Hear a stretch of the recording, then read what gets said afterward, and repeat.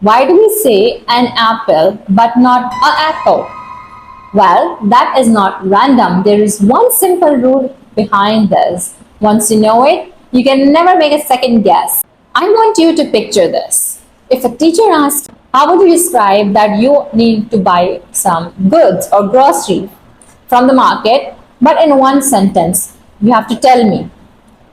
And you said, I am going to market. It is right, but in terms of the thing that we are going to learn today, it is not. You have missed the article, which is, I am going to the market. At the beginner level, if you will miss article, it is a very fastest way so people can notice that you are still learning English. Today, I'm going to teach you the articles.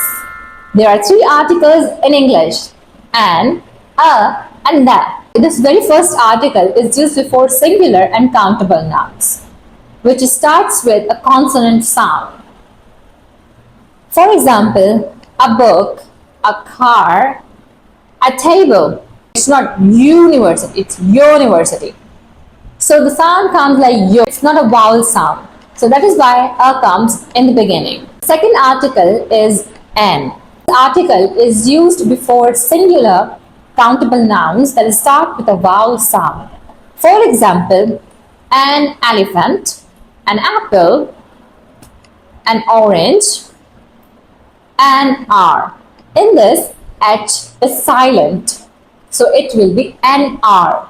The third article is the. It is also pronounced as the. The is used for something specific, something already mentioned. Let me give you two examples to understand it effectively. For example, if I say, I bought a pen. Now here, when it comes a pen, it's like very general pen. Any pen it could be. But when I talk about the black pen, now this is specific and we will use the. So let's recap. A and an talks about something general and new. The points out something specific.